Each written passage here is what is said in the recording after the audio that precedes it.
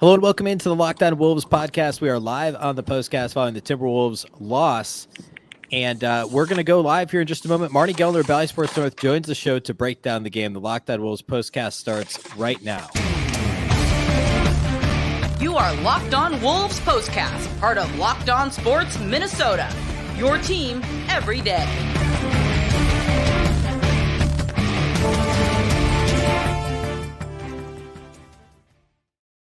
Welcome into the Locked On Wolves podcast, part of the Locked On Podcast Network, your team every day. My name is Ben Beecken. I'm the host of Locked On Wolves. I'm joined by Marney Gellner of Valley Sports North. We're breaking down the Timberwolves lost the Utah Jazz on Martin Luther King Jr. Day. And Marney, this was a pretty good game for the Wolves for three quarters. And then in the fourth quarter, the Jazz kind of controlled the majority of the final period and ended up pulling out the win as Jaden McDaniels missed a wide open jumper at the buzzer. A tough loss for sure. Yeah, you can't be mad at that final look. Ant kind of broke down the defense, kicked it out. Jaden had a perfect look from baseline, and he's been shooting pretty well. He's been shooting three pretty well in particular. So I don't think anyone's mad at the look. I think the frustration should come in the fact that you needed to hit a shot at the buzzer to beat the Jazz when Minnesota was up for most of the game. It wasn't like a 25-point lead, but it was kind of a steady, controlled, up by 8 sort of a situation where it was close, but you were breathing okay. But then the fourth quarter started with Utah going 12 for 12. I mean, they did not miss until the 13th shot went up, and that was an offensive rebound by Walker Kessler and a putback. So, I mean, just it was that fourth quarter, and it was the defense that just didn't play hard enough in the fourth. Utah got rolling, and, man, then the Wolves are playing from behind. Yeah, the Wolves, this game was tied after the first quarter. The Wolves were up 6 at halftime and up 8 after the end of the third quarter. Some of the problems started to kind of crop up mid-third quarter, as they often do for this Timberwolves team. And the Jazz, I think, took a brief lead mid-third quarter, and then Anthony Edwards just kind of went off. I think he only had, 4 points at halftime. He scored 17 in the third quarter, and he was the reason the Wolves still had a lead, and it ended up being 8 points going to the fourth quarter. But then in the fourth, the defense was a major issue. And we talked on Saturday, the Wolves were fantastic defensively for the last quarter and a half. That was kind of the takeaway was the lockdown defense the Wolves were able to play against a really good offensive team in the Cleveland Cavaliers. And, Utah's fine, right? They're a couple games below 500 coming into this game. They're a good team. They're not anywhere near as good as the Cavs. But the Wolves defense was completely non-existent in the fourth quarter, and it all started with the lack of ball pressure. The Jazz, like you said, only missed a couple of shots, and then also second chance points goes along with that. But a big piece of that was Jaden McDaniels picked up a fifth foul, kind of a cheap offensive foul, a retaliation, like a little shove that sent him to the bench with about 10 minutes left in the game, and he didn't come back until the Wolves were down 4 with a minute and a half left. They were up 3 with 10 minutes left in the game, and that when he went to the bench, and they were only up 1.5, up 4 with 1.5 to play when he came back in the game. Yeah, you made multiple points there, so I'm trying to think about which one I'd like to touch on. But this is the second consecutive game where McDaniels has had foul trouble again. He had his 5th foul rather early in the fourth quarter on Saturday against Cleveland, and then ended up playing a decent amount of the game still with the 5 fouls and never fouled out. It hasn't been nearly as much of an issue for McDaniels as it was early. And especially last season, the fouling trouble is something that's kind of plagued him throughout his career. But you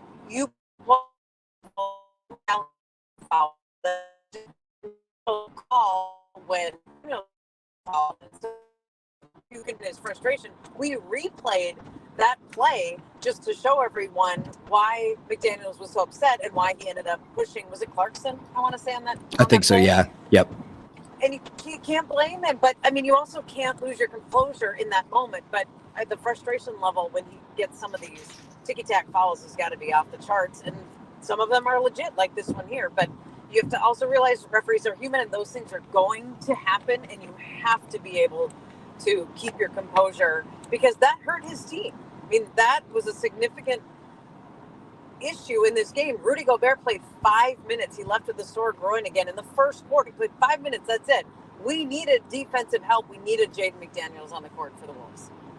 Yeah, and the Jazz have multiple guys who are able to score with, are able to score off the dribble. They have multiple guys who can knock down open shots, and they ended up shooting almost 54% from the floor, 38% from beyond the arc. They hit a couple of threes. There was one with 2 minutes left in a tie game. Anthony Edwards kind of got sucked down into the paint for some reason. He just wasn't quite in the right position, and Beasley had him mostly open. Edwards was a full step late to contest a three from the right wing, and that was a big play. There were a few of those where the defense just kind of the point of attack defense was weak enough that then they were keen in on the help. The help defense was keen in on a drive and just a step late to cover on the perimeter. Abaji had a big game off the bench, hit 3 threes. Jordan Clarkson was the guy who was primarily driving the offense late in the game. That three was actually the only three that Beasley made too. So really it was the defense in the fourth quarter was the biggest problem in this game. And McDaniels, we talked about him extensively the other night. He offensively didn't do a whole lot in this game, partly due to foul trouble, but he was so big early in the game. Yet another really good defensive game for him. Yes, it was a good defensive game, and we talked about him a lot, about how to measure what he does, and we don't have great defensive measuring statistics, so I guess you'll just have to take our word for it. But he has made such a difference. Chris Finch was talking about him last game, just like the impact he made and how much trust he has in him, and that this was the third-year leap that the Timberwolves were looking for from Jaden McDaniels. It's not all the way there, and it's not all perfect, but Chris Finch had no problem in praising McDaniels with the defense and the game impact that he has. And I thought that was kind of cool for Finch to point out, like, yeah, you talk about third-year leap, that happens in the NBA all the time. This is what we wanted out of Jaden McDaniels. You don't have to look at points, rebounds, assists every night to know if a player is making an impact on the team. Fans don't always see it. The coaching staff and people who kind of look inside basketball, they definitely see it out of Jaden McDaniels. Yeah, Walker Kessler, Timberwolves draft pick, of course, traded in the Gobert trade, had a really big game. And one of the other issues the Wolves had, he had a 20-20 game, 20 points, 21 rebounds. And the Jazz had 14 offensive rebounds. They were a +9 on the glass, Utah was. Kessler was a big part of that. And you mentioned Rudy Gobert going down. He only played 5 minutes left with the sore groin that made him miss the second half on Saturday. He tried to play in this one, ended up with the groin injury. And so that was Naz Reid, it was Nate Knight, it was Luka Garza that had to hold things down in the paint. And I think, rebounding was obviously a major issue. I mean, Naz played well overall, but had, 7 rebounds in 22 minutes is fine. But it was, just collectively, the Wolves allowed too many key second chance opportunities late in this game. Kessler was a huge part of it. He played well, but the Wolves just needed a little more from their bigs on the glass. Yes, and I feel like on the offensive end too, because when Chris Finch started his post-game press conference tonight, we didn't hear the question, but he turned the answer into the biggest issue for us tonight was not being able to convert in the paint. So yes, on the defensive end, of course, and limiting Walker Kessler on the glass and Utah as a whole on the glass, but the Wolves shot 54% in the paint as a team, as a whole. And that's not great. And there seemed to be a lot of opportunities where, like, I don't know why the one from Luka Garza sticks out, and he had 2 looks at it and he just left him. One was short and one was right or something like that. And they didn't have the touch in the paint and around the rim today, whatever that we've seen. And to Chris Finch, and in his mind, that's how he opened his press conference. Our biggest issue today was not being able to finish in the paint. Today's episode of the POSTCAST is brought to us by our friends at PrizePicks. If you'd taken Walker Kessler over on really anything, rebounds or points, you would have been in good shape in this one. PrizePicks is super easy to use. Pick 2 to 6 players. If they'll score more or less than the PrizePicks projection, you can win up to 25 times your money on any entry. You're not competing against other people. It's just you versus the projections available. Any sport can cross-match sports as well. Entries can be made in less than 60 seconds. Download the PrizePicks app or go to prizepicks.com to sign up and play daily fantasy sports. First-time users can receive a 100% instant deposit match up to $100 with the promo code LOCKEDON. If you deposit $100, PrizePicks will give you $100. If you deposit $50, they'll give you $50. Don't forget to enter the promo code LOCKEDON at sign up for an instant deposit match of up to $100. All right, the other issue for the Wolves in this game, point blank misses at the rim, obviously fourth quarter defense. We talked about all those things. We talked about offensive rebound, second chance points for Utah. Another thing that was a problem was defending without fouling, and especially in comparison to the Jazz did a really good job of that. The Wolves were called for 20 fouls in this game. Utah only 12 personal fouls. Free throw attempts at halftime were tied. The Wolves finished down 10 in the free throw attempt category. Of course, 3 of those were on technical fouls. Torian Prince, Yep. Anthony Edwards, and Chris Finch all got whistled for technicals. The Jazz made 2 of those 3 free throws. Of course, the Wolves lose by 1. But it was part of a larger issue, which was just simply too many fouls. I mean, Utah had 10 more free throw attempts than Minnesota in this game. Yeah, and that's the old defend without fouling. And the calls are always subjective. And then you show the replay and it's in slow motion and you pick it apart. And it's just really hard to judge that way. It's been an issue for the Timberwolves in the past. And we already talked about Jaden McDaniels individually. But some of these were the timely fouls, the time of the fouls, because as you said, Ben, when you're even in free throws in the half, and then you foul 3-point shooters twice in the, I want to say fourth quarter, it was either deep third or into the fourth, just like they're momentum changing fouls sometimes. When Austin Rivers fouled, I want to say Clarkson when he hit a 3, and it was that he got into his feet. There were no hand contact, no body contact, but you have to give them the space to land.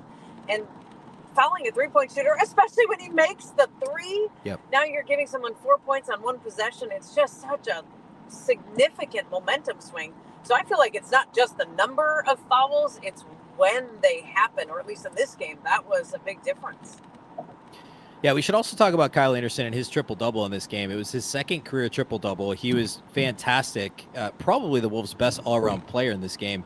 13 points, 11 rebounds, 10 assists, 50% shooting from the floor. And, he was phenomenal, kind of picking apart the Jazz defense as he does, again, initiating a lot of offense in this game. So a fantastic game for him. And then also Ant's third quarter, and you can take your pick which one you want to talk about next, Marney. But in the third quarter, Ant, we talked about he was quiet for most of the first half and then had a really strong push mid-late third quarter. It was one of those moments in time where you watch Edwards dominate for a stretch of 5 to 8 minutes. You say, why doesn't this click in a little bit sooner, a little bit more often? And then you look up at the end of the game, and if you didn't watch the game, you look at the box score, you go, oh, Ant had 29 and 5 and 3 steals and hit 4 threes, and this is great. When the majority of that production is coming in like that 10-minute time period, and I'm not saying that like he's going to score at that clip for 48 minutes, but the consistency continues to be an issue for Ant. Yeah, and today it was there's a timeout with about, I'm going to say 4 minutes left in the third quarter. And the whole team came out of that timeout just like shot out of a cannon. And it was a weird time because that's kind of the lull time in the NBA where you haven't hit fourth quarter yet. And there's still plenty of game to go. And this one was, he had just like his energy and excitement level was just all of a sudden that wasn't there before the timeout. I don't know if somebody said something or he got pissed at someone, but his effort level ramped up from like an 8 to an 88 out of the timeout. And then I wrote down a note. The Wolves finished the quarter. I've not double checked this, but on an 18-8 run in the third quarter. Anthony Edwards was a huge part of that. So to your point, Ben, yes, it does seem like he has these quarters, but I would even think we boil it down to something smaller than that. He has these spurts, and maybe you just humanly can't maintain that kind of energy and focus in longer stretches. Maybe he just can zone in to these moments, and then he's like, okay, I got 4 to 5 minutes here. Buckle up, here we go. But that's what it seemed like today in that particular stretch in the third quarter, the final 4 minutes, right out of a timeout.